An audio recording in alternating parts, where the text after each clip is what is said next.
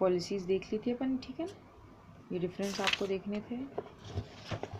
अब अपन प्रोसीजर के बारे में पढ़ते हैं, ठीक है। प्रोसीजर में क्या आता है, ये अपन क्या पढ़ रहे थे, एलिमेंट्स या टाइप्स ऑफ प्लानिंग, कितने टाइप्स ऑफ प्लानिंग्स होते हैं ये पढ़ रहे थे, ठीक है ना। पॉलिसीज़ के बाद अब प्रोसीजर आता है। प्रोसीजर में क्या होता है, procedure guides the process of action, it is a type of plan, ठीक है ना। ये प्रोसीजर क्या रहता है, it is a process of action, मतलब प्रोसीजर मतलब कि आप कैसे एक्शन कर रहे हैं, ठीक है ना, प्रोसेस से बिल्कुल।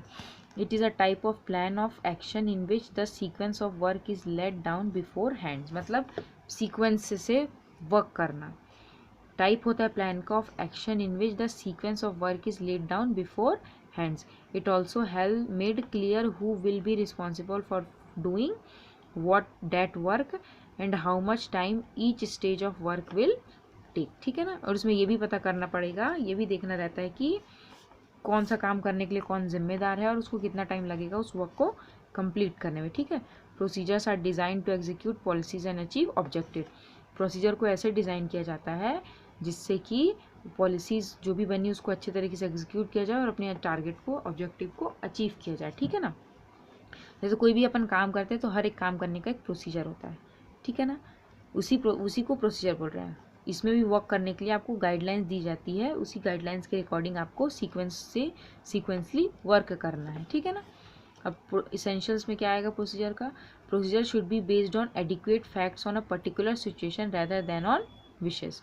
अब प्रोसीजर कैसा, एडिक्वेट जो फैक्ट्स हैं, जो सच्चाई हकीकत है उस पर बेस्ड होना चाहिए, ना कि किसी के पर्टिकुलर विशेस पे, मतलब खुद के जो विचार हैं जो उस पर पर्टिकुलर किसी के उससे विशेष पे बेस्ड नहीं होना चाहिए। एडुकेट फैक्ट पे प्रोसीजर बेस्ड होता है, ठीक है ना। Procedure should be standardize so that responsibilities can be easily fixed. Procedure कैसा रहना चाहिए, स्टैंडर्डाइज रहना चाहिए, एक स्टैंडर्ड होना चाहिए जिससे कि रिस्पॉन्सिबिलिटी ईजी, कौन किसके लिए रिस्पॉन्सिबल है, किसको क्या काम देना है उसके अपन आसानी से पता कर सकें। It should be reviewed periodically and should be adapted to changing condition. अब देखो, अब प्रोसीजर को रिव्यू मतलब वही है, बार बार रिव्यू करके भी आपको देखना ज़रूरी है, और अगर चेंज की ज़रूरत है तो आपको उसको चेंज भी करना है, अडेप्ट करना है, मतलब चेंज भी आपको करना है अगर चेंजिंग रिक्वायर्ड है तो। A good procedure must focus on desired object, ठीक है। जो गुड प्रोसीजर होगा वो किस पे फोकस करता है, डिज़ायर ऑब्जेक्टिव्स में, and establish policies of the organization, और इस्टेब्लिश करता है जो भी पॉलिसीज है उसके ऑर्गेनाइजेशन का, ठीक है। अब डिफरेंस बिटवीन अ पॉलिसी और प्रोसीजर के बीच में डिफरेंस दिया है, ठीक है। डिफरेंस ये चैप्टर हो जाएगा ना तो फिर मैं बता दूंगी जो मेन डिफरेंस होंगे। अब उसके बाद आता है अपना मेथड्स। मेथड में क्या आएगा, method are formalized and standardize ways of accomplishing routine jobs. Method क्या होता है, एक फॉर्मलाइज मतलब फॉर्मल, मेथड से पता है ना फॉर्मूला बेस्ड, फॉर्मलाइज और एक स्टैंडर्डाइज वेज होता है किसी भी जो रूटीन को करने के लिए, ठीक है ना, जॉब रूटीन्स को करने के लिए मेथड प्रोवाइड रहता है। जैसे आपने मैथ्स में दिया होगा फार्मूला रहता है, मेथड रहता है, बिल्कुल उसी तरह वर्क करने के लिए भी फार्मूला मेथड रहता है, इसलिए यहाँ पे लिखा है फॉर्मलाइज और स्टैंडर्डाइज वेज, तरीका है, ठीक है, रूटीन जॉब्स को करने के लिए, अकम्प्लिश करने के लिए। They are design to keep operations running on planned and desired line. Method इस तरीके से बनाया जाता है कि जो भी वर्क हो रहा है वो जो प्लान किया है उसके अकॉर्डिंग हो, और डिज़ायर्ड लाइन जो भी तय किया गया उसके अकॉर्डिंग हो, ठीक है। To prevent confusion and to ensure economy and efficiency, और जिससे कि क्या होगा, कन्फ्यूजन दूर होगा और इकोनॉमी और इफिशिएंसी इंक्रीज होगी, ठीक है ना। Method provide detail and specific guidelines for day to day action, यहाँ तक करो डे टू डे एक्शन तक। मेथड क्या करता है, प्रोवाइड करता है, गाइडेंस प्रोवाइड करता है डिटेल में, और स्पेसिफिक गाइडेंस प्रोवाइड करता है डे टू डे एक्शन के लिए, डेली जो जो वर्क करना है उसके लिए, ठीक है। इसके इसेंशियल्स नहीं दिए मेथड के इनमें। अब रूल्स में क्या आता है, rules are specific statement of what should और what should not done in specific situation. अब रूल्स क्या होता है, किसी भी स्पेसिफिक स्टेटमेंट के लिए देखा जाता है कि क्या आपको करना है क्या नहीं करना है उस सिचुएशन में, वही रूल्स सेट करे जाते हैं, वही हमें रूल्स सिखाता है कि कब क्या करना है और क्या नहीं करना है। The only discretion left to employees is whether और not to apply the rule. Discretion कहाँ पे रहता है कि अप्लाई की जो एम्प्लॉयज़ हैं वो कहाँ पे देखें कि अप्लाई करना है रूल या कहाँ पे नहीं करना है। Smoking is strictly prohibited in the premises. देखो कुछ लोग होते हैं जो स्मोकिंग करते हैं तो एम्प्लॉयज़ के लिए बिल्कुल स्ट्रिक्टली मना किया गया कि स्मोकिंग नहीं करना है। एग्जाम्पल, ये एक रूल है, ठीक है ना, एक रूल सेट किया है। Rules deal with specific situation. अब रूल क्या है, स्पेसिफिक सिचुएशन से डील करता है। Rules are standing plans. Rules कैसे होते हैं, स्टैंडिंग प्लान्स होते हैं। They are meant to be enforce rigidly with the few exceptions. Rules जो होते हैं उसको रिजिडली मतलब बिल्कुल कठोर, देखो रिजिड मतलब होता है कठोर, एकदम कड़े, सख्ती से। तो रूल्स को जो अपन को अप्लाई करना रहता है कैसे, बिल्कुल सख्ती के साथ रूल को एनफोर्स किया जाना चाहिए। और कुछ छूट अगर जहाँ ज़रूरत है तो वहाँ पे कुछ एक्सेप्शंस भी देने चाहिए। पर रूल्स क्या है, रिजिडली एनफोर्स होते हैं, मतलब सख्ती, एकदम कड़ा नियम होना चाहिए, ठीक है ना, तभी उसको फॉलो करते हैं। रूल हो गया। फिर नेक्स्ट है अपना 8 अपना क्या आएगा, बजट। बजट में क्या आता है, a budget is a plan for allocation of resource. अब बजट क्या होता है, जैसे बजट बना के चलते हैं ना, हमारे पास इतना इतना आइटम है तो हमें ऐसे ऐसे उसको यूज़ करना है, बजट बनाते हैं अपन। उसी तरह बजट क्या रहता है, प्लान होता है रिसोर्सेज को एलोकेट करने का, मतलब उसको इकट्ठा करके यूज़ करने का, एलोकेशन करने का। It express objective and resources in quantitative terms. ये क्या हमें एक्सप्रेस करता है कि हमारे पास जो भी रिसोर्सेज हैं वो क्वांटिटेटिव टर्म्स में कितने हैं, मतलब क्वांटिटेटिव मतलब तादाद में बताते हैं कि कितने तादाद में रिसोर्सेज हमारे पास हैं। Budget is that part of plan in which time bound objectives in different areas are laid down and to achieve those objectives the estimates of time, finance and other resources needed are given in definite figures. अब इसमें क्या बोल रहा है, budget is that part of plan. Budget वो part होता है plan का जहाँ पे टाइम बाउंड ऑब्जेक्टिव मतलब टाइमली रिलेटेड ऑब्जेक्टिव, टाइम से बिल्कुल बंधे हुए, ठीक है ना, ऐसे ऑब्जेक्टिव्स होते हैं। फाइनेंस से रिलेटेड टाइम हो गया, फाइनेंस से रिलेटेड, और दूसरे रिसोर्सेज जो भी रिसोर्सेज लगते हैं उससे रिलेटेड नीड, ठीक है ना। अच्छा यहाँ पे थे अपन ना, plans in which time bound objectives in different areas, जहाँ कोई से भी डिफरेंट एरियाज वहाँ पे टाइमली आपको वर्क करना है, are laid down and to achieve those objectives, ठीक है ना, और ऐसे ऑब्जेक्टिव्स आपको अचीव करने हैं। The estimates of time, finance, resources needed are given in definite figures. अब देखो बजट में क्या देखा जाता है, आपको सारे रिसोर्सेज को क्वांटिटेटिव टर्म्स में पहले अपन उसको एलोकेट करेंगे, ठीक है ना, अपने छांट लिया, एलोकेट कर लिया। अब क्या करेंगे, अपन उन सबको टाइमली, फाइनेंस, आपके पास कितना फाइनेंस पैसे हैं, टाइम से बिल्कुल होना चाहिए, रिसोर्सेज को सबको आपको बराबर इन तीनों को सेट करके बजट बना के आपको वर्क करना चलना है, जिससे क्या होगा, जो भी ऑब्जेक्टिव सेट किया है वो उसको अचीव करने में आपको हेल्प मिलेगा, ठीक है ना, डेफिनाइट फिगर के साथ। क्योंकि अगर हर चीज़ आपके पास डेफिनेटली फिगर होगा, मतलब हर चीज़ आपके पास फिगर में पता चलेगी कि ये इतना आपके पास है, ये चीज़ इतना है, और ये हमें बजट से ही पता चलता है कि कितना कितना अपन के पास बजट बना के अपन ने रखा है, तो उसी से हमें अच्छे से फ़ायदा मिलता है, ठीक है ना। अब budget is prepared for a definite period. Budget एक डेफिनेट पीरियड के लिए प्रिपेयर किया जाता है, generally a period of 1 year, ठीक है, कम से कम 1 साल के लिए, जनरली 1 साल के लिए बजट बनाया जाता है।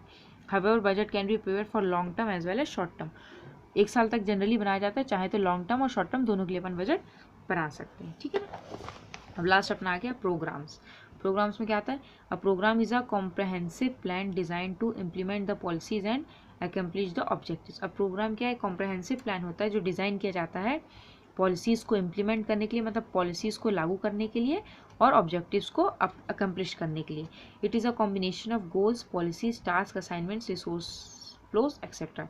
अब प्रोग्राम्स में क्या रहता है, जो भी गोल्स रहते हैं उसके कॉम्बिनेशन होते हैं, पॉलिसीज, टास्क, असाइनमेंट्स, रिसोर्सेज, सबके कॉम्बिनेशन होते हैं प्रोग्राम में। It is a concentrate or well defined scheme designed to accomplish the specific objective. It spell out clearly the step to be taken, resources to be used, and the time period within which the task is to be completed. ठीक है, ये programme होगा, इसको यहीं तक करना, flow तक। अब मैं इसके डिफरेंस बता देती हूँ, ठीक है, कौन कौन से डिफरेंस आपको थोड़ा देखने हैं। फर्स्ट है ऑब्जेक्टिव्स और पॉलिसीज़ के बीच में क्या डिफरेंस है। मीनिंग क्या होता है, ऑब्जेक्टिव्स आर द एम्स और purpose for which an organisation perform various.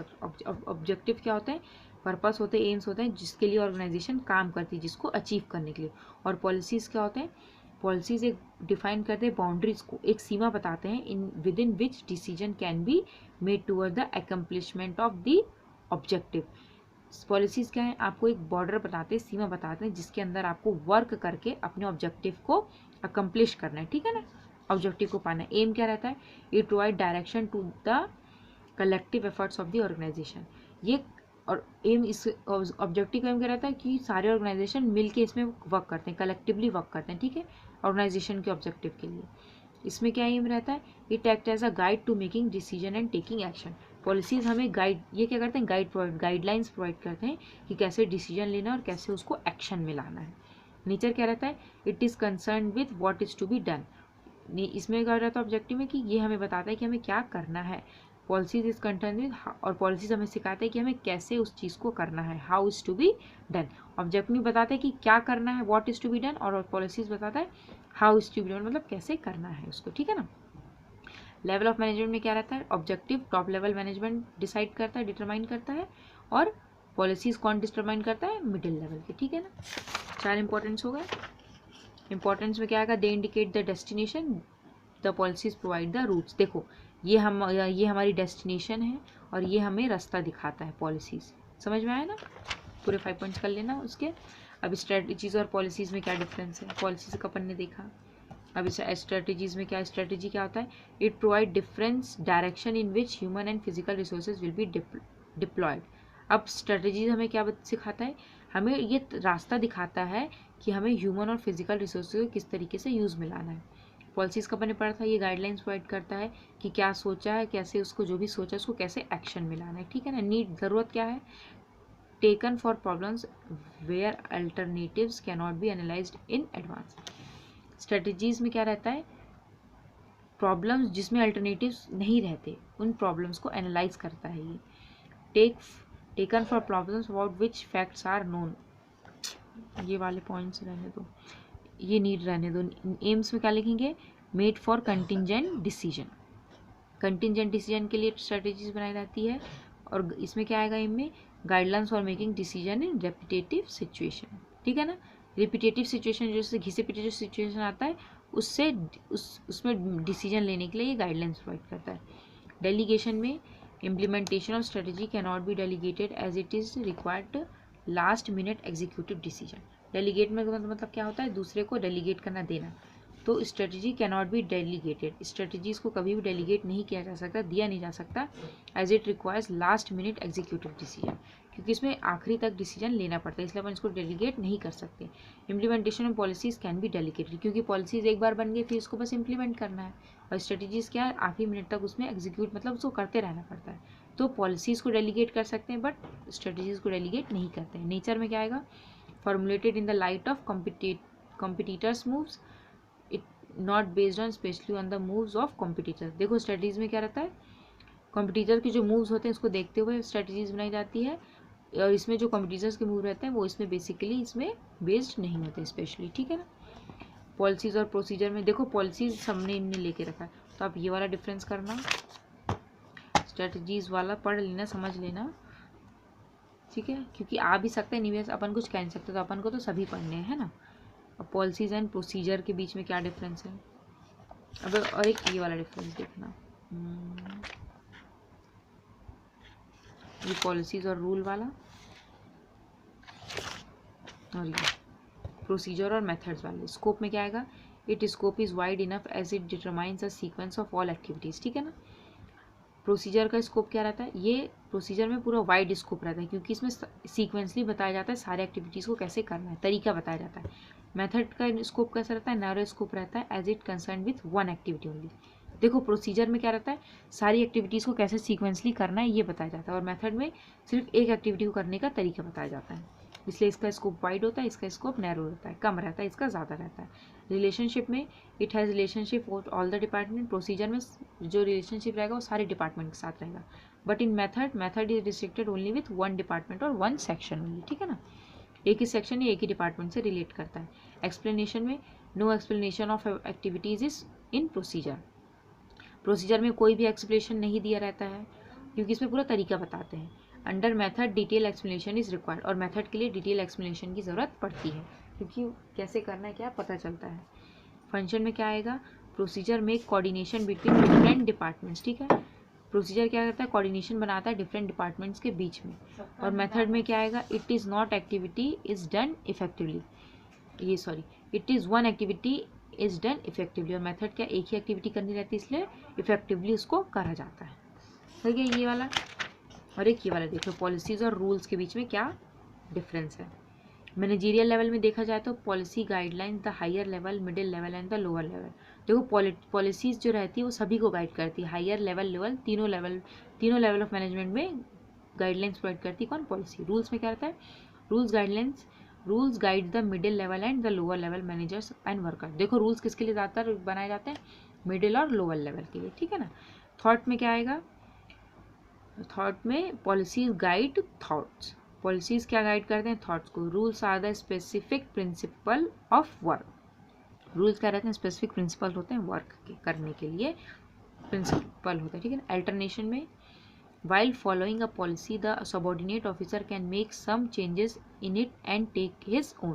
अब देखो पॉलिसी जब फॉलो करता है तो जो भी सबॉर्डिनेट रहता है, ऑफिसर रहेगा, वो क्या कर सकता है, थोड़े बहुत चेंजेस कर सकता है, डिसीजन ले सकता है जो भी सिचुएशन है उसके अकॉर्डिंग।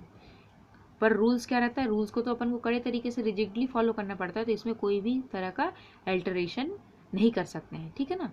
इसको जो जैसा है वैसा ही आपको अपनाना पड़ेगा, पर पॉलिसीज में थोड़ा बहुत ज़रूरत के हिसाब से अपन उसको ऊपर नीचे कर सकते हैं। कंपलसरी में क्या रहता है, following policy depends on the will of the officer and workers. जो पॉलिसीज रहती है वो ऑफिसर और वर्कर्स के विल पे, मतलब चाह पे डिपेंड करता है कि वो फॉलो कर रहे हैं कि नहीं कर रहे हैं, बट रूल्स तो कंपलसरी आपको फॉलो करना पड़ता है। डायरेक्शन में it is the type of decision direction, ठीक है, डिसीजन डायरेक्शन। पॉलिसीज क्या है, ये डिसीजन, ये डायरेक्शन प्रोवाइड करता है डिसीजन को। Rules is type of work direction, ठीक है ना, ये सोच के डायरेक्शन देता है और ये काम को डायरेक्शन देता है, ठीक है, हो गया। अब लास्ट अपना है characteristics of a good planning. अब जिसने गुड प्लानिंग करी उसकी क्या खासियत है, ठीक है ना। ये फर्स्ट क्या है, गुड प्लानिंग कैसी, सिंपल है। अगर आपने सही तरीके से प्लानिंग करी तो वो सिंपल होगी।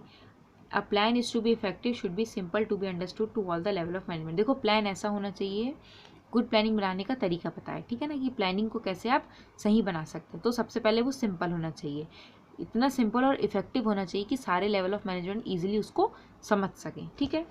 फिर क्या आएगा, स्पेसिफिक ऑब्जेक्टिव। हर प्लान का एक स्पेसिफिक एम ऑब्जेक्टिव होना चाहिए जिसकी तरफ वो इशारा करें।